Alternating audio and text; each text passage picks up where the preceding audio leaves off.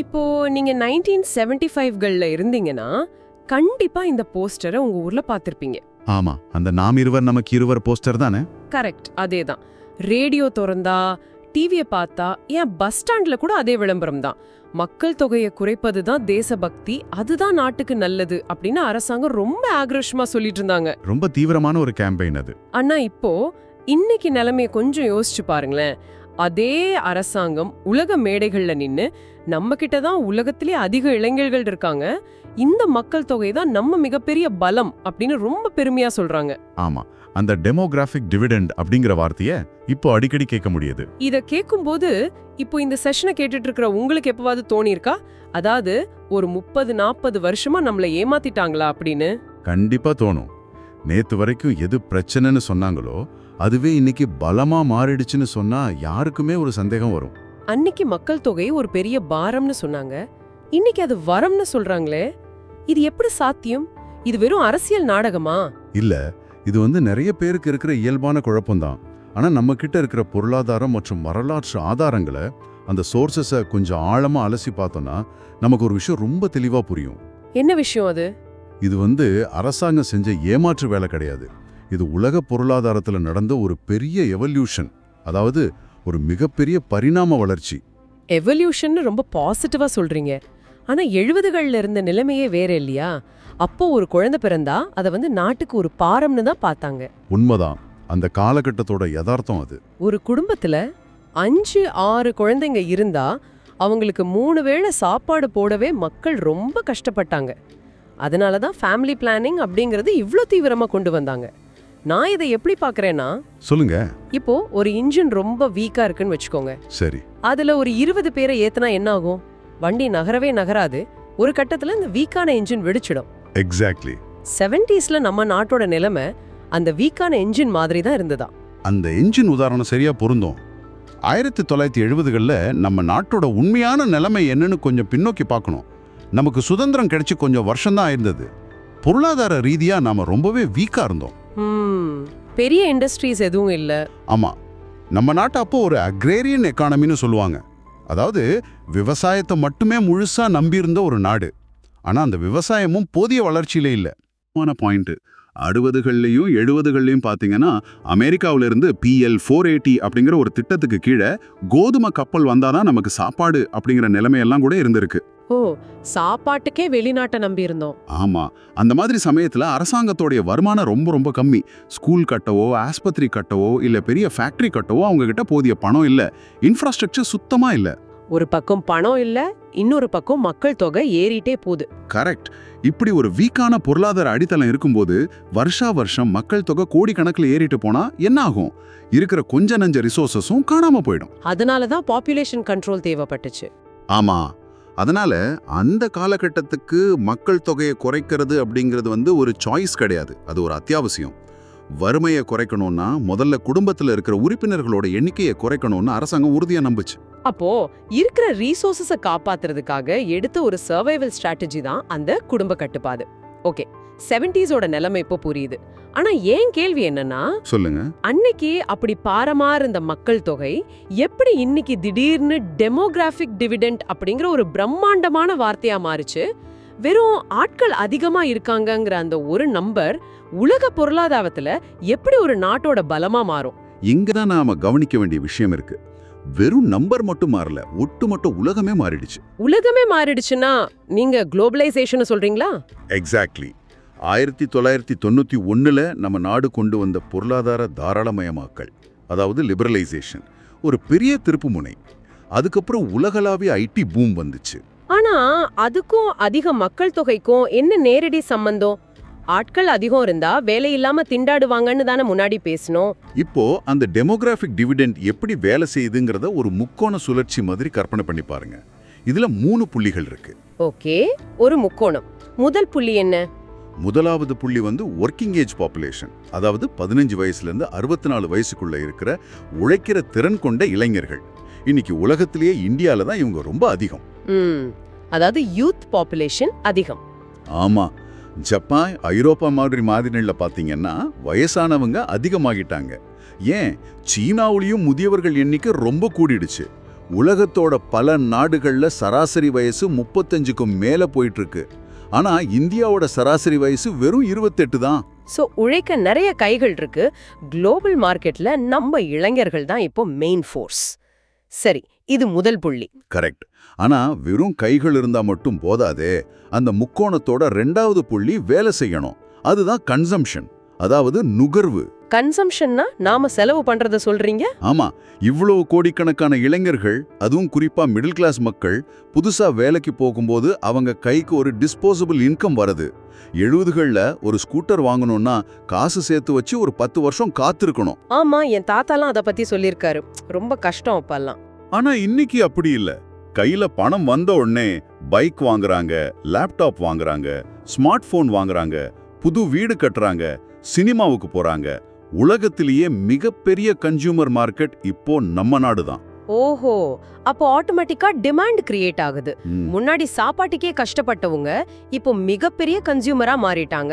அவங்க செலவு பண்ற பணம் மறுபடியும் பொருளாதாரத்துக்குள்ளேயே போகுது. அதேதான். அதனால இந்த பொருட்களுக்கான டிமாண்ட் எகிரும்போது ஆட்டோமேட்டிக்கா 3வது புள்ளி ஆக்டிவேட் ஆகுது. அதுதான் ப்ரொடக்ஷன், அதாவது உற்பத்தி. ஓ, டிமாண்ட் இருக்கிறதால கம்பெனி சொல்ல வராங்க. கரெக்ட்.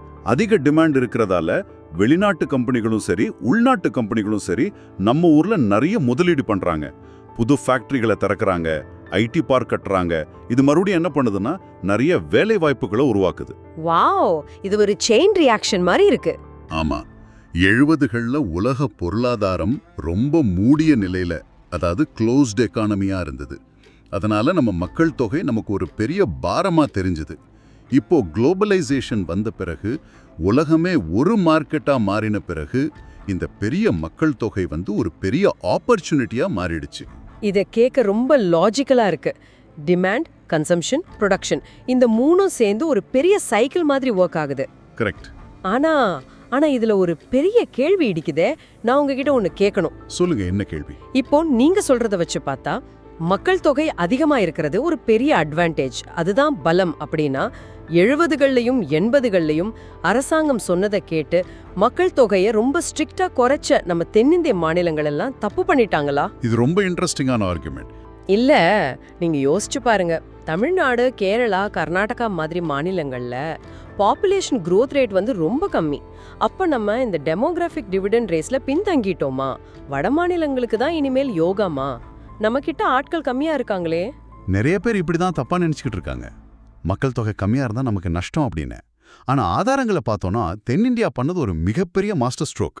மாஸ்டர் ஸ்ட்ரோக்கா? அது எப்படி? அவங்க மக்கள் தொகையை மட்டும் குறைக்கல, அதுக்கு பதிலா அந்த மக்களோட குவாலிட்டியில இன்வெஸ்ட் பண்ணாங்க. குவாலிட்டினா எஜுகேஷன், ஹெல்த் கேர் இதெல்லாம் சொல்றீங்களா? ஆமா, ஒரு குடும்பத்துல 5 குழந்தைங்க இருக்கிறப்போ அரசாங்கத்தாலேயோ இல்ல அந்த குடும்பத்தாலேயோ பெரிய அளவுல செலவு பண்ண முடியாது.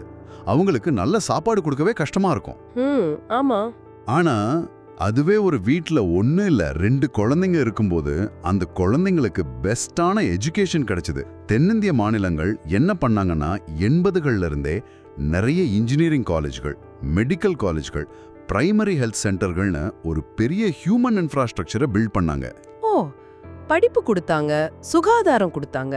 ஆனா ஆட்கள் கம்மியா தான் இருக்காங்க. அதனால எப்படி பொருளாதார ரீதியா பலம் கிடைச்சதுன்னு எனக்கு இன்னும் கொஞ்சம் குழப்பமா இருக்கு. இங்கதான் அந்த எக்கனாமிக் மெக்கானிசம் வேலை செய்யுது. நான் ஒரு சின்ன உதாரணம் சொல்றேன். வெறும் 10 பேர் சாதாரண கூலி வேலை செஞ்சு அல்லது ஒரு அடிப்படை விவசாயம் செஞ்சு சம்பாதிக்கிற பணத்தை விட நல்லா படிச்ச டெக்னிக்கல் ஸ்கில்லோட இருக்கிற 2 பேர் ஒரு ஐடி கம்பெனிலயோ இல்ல ஒரு அட்வான்ஸ்ட் மேனுஃபேக்சரிங் கம்பெனிலயோ வேலை செஞ்சு சம்பாதிக்கிற பணம் பல மடங்கு அதிகம் இல்லையா? ஓ ஆமா, அந்த 2 பேரோட ப்ரொடக்டிவிட்டி ரொம்ப அதிகம். எக்ஸாக்ட்லி. 90களுக்கு அப்புறம் பெங்களூரு, சென்னை, ஹைதராபாத் மாதிரியான நகரங்கள்ல ஐடி பூம் வந்தப்போ உலக கம்பெனிகளுக்கு தேவையான ஸ்கில்டு லேபர் தென்னிந்தியாவில் ரொம்ப ஈஸியா கிடைச்சாங்க. வாவ், அப்போ மக்கள் தொகையோட எண்ணிக்கை, அதாவது குவான்டிட்டியை விட அந்த மக்கள் தொகையோட தரம் தான் உண்மையான பலத்தை கொடுக்குது.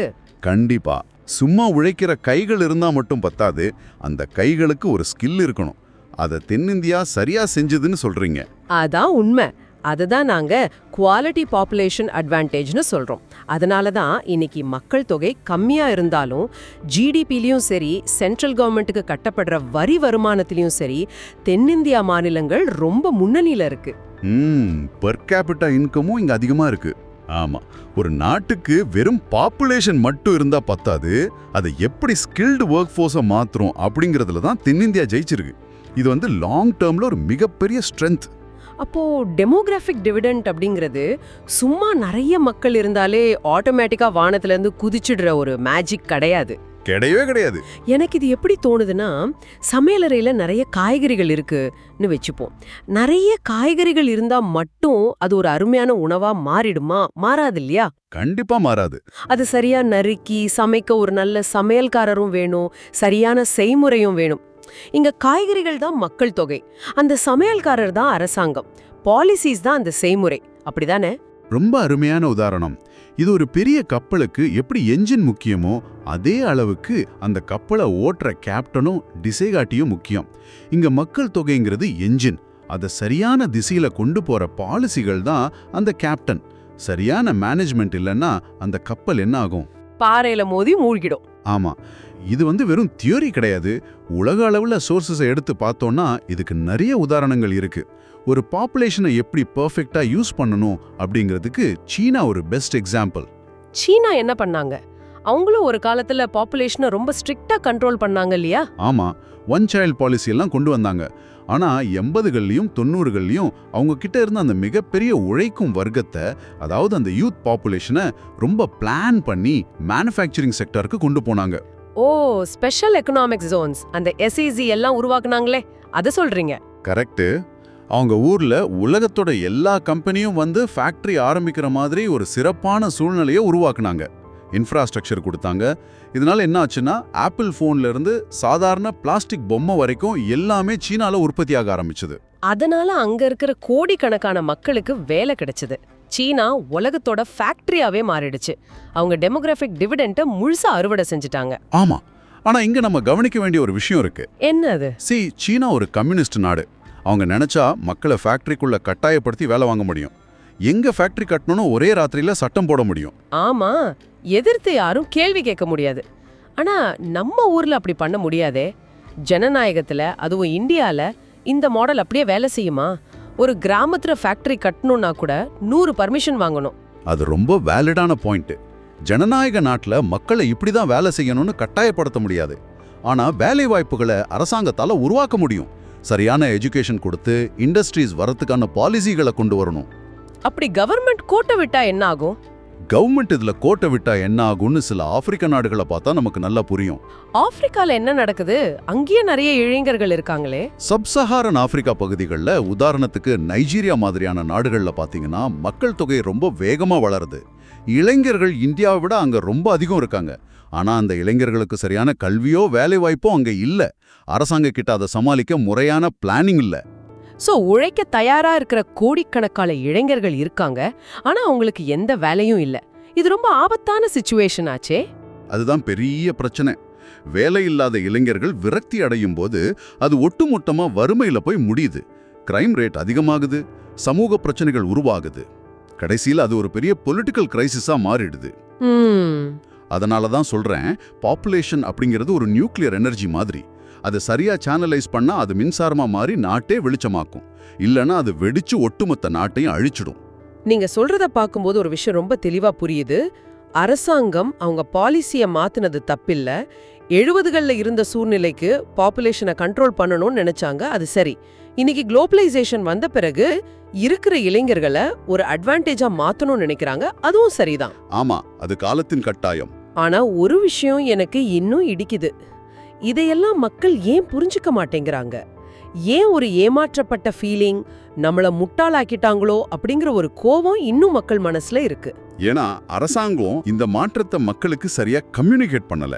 எந்த ஒரு பாலிசி மாறினாலும் அதுக்கான ஏன் அப்படிங்கிற காரணத்தை மக்கள்கிட்ட கொண்டு சேர்க்கணும் இல்லையா? கரெக்ட். ஒரு காலத்துல டிவிலயும் ரேடியோலயும் எப்படி நாம் இருவர் நமக்கு இருவர்னு விடாம பிரச்சாரம் பண்ணாங்களோ அந்த மாதிரி இந்த பொருளாதார மாற்றத்தை அவங்க விளக்கல. அதுதான் நிதர்சனம். உலக பொருளாதாரம் இப்ப மாறிடுச்சு. இனிமே நம்ம இளைஞர்கள் தான் நம்ம பலம். அதுக்காக நாம நிறைய ஸ்கில் டெவலப்மெண்ட் பண்ணணும் அப்படின்னு வெளிப்படையா ஒரு டயலாக் மக்கள் கிட்ட நடக்கணும். முந்தைய கொள்கை ஏன் எடுத்தோம், இப்போதைய கொள்கை ஏன் எடுக்கிறோம்னு அந்த கான்டெக்ஸ்ட சொல்லணும். ஆமா, அதை விட்டுட்டு நேத்து வரைக்கும் சுமைன்னு சொன்னத இன்னைக்கு திடீர்னு பலம்னு மட்டும் சொன்னா மக்களுக்கு அது ஒரு அரசியல் தந்திரமா தான் தெரியும்.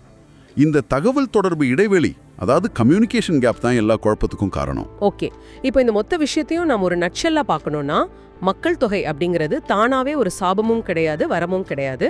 அது அரசாங்கம் எப்படி கையாளுது, மக்களுக்கு என்ன மாதிரி கல்வியும் வேலை வாய்ப்பும் கொடுக்குது அப்படிங்கிறதுல தான் எல்லாமே அடங்கியிருக்கு. உறுதியா சொல்லலாம், சரியான மேனேஜ்மெண்ட் இருந்தா அது பலம், இல்லனா அதுவே ஒரு மிகப்பெரிய சுமை. சூப்பர். இந்த இடத்துல தான் நீங்க கொடுத்த இந்த சோர்சஸ் எல்லாம் படிக்கும்போது எனக்கு தோண இன்னொரு பெரிய கொஞ்சம் பயமுறுத்துற கேள்வி ஒன்று இருக்கு. சொல்லுங்க. இப்போ நம்ம கிட்ட நிறைய இளைஞர்கள் இருக்காங்க, உழைக்க நிறைய கைகள் இருக்கு. அதனால இது ஒரு டெமோகிராஃபிக் டிவிடெண்ட்னு நம்ம பெருமைப்படுறோம். ஓகே, ஆனா இந்த இளைஞர்கள் எல்லாம் நிரந்தரமா இப்படியே இருக்க போறது இல்லை இல்லையா? கண்டிப்பா இல்ல, வயசாகும். ஆமா, இன்னொரு 30-40 வருஷத்துல, அதாவது ஒரு 2050களுக்கு பிறகு இந்த கோடிக்கணக்கான இளைஞர்களும் ஒட்டுமொத்தமா முதியவர்களா மாறுவாங்க. அப்போ நம்ம நாட்டுல வேலை செய்யறவங்கள விட பென்ஷனுக்காகவும் மருத்துவத்துக்காகவும் அரசாங்கத்தை நம்பி இருக்க போற முதியவர்கள் அதிகமா இருப்பாங்க. இது ஒரு மிகப்பெரிய சவால். உலகத்திலேயே அதிக முதியவர்கள் வாழும் நாடா நாம மாறுவோம். அன்னைக்கு நம்ம பொருளாதாரம் என்ன ஆகும்? அந்த ஏஜிங் பாப்புலேஷனை சமாளிக்க நம்ம கிட்ட இப்போதைய பாலிசிஸ்ல ஏதாவது பிளான் இருக்கா? சிந்தித்து பாருங்கள்.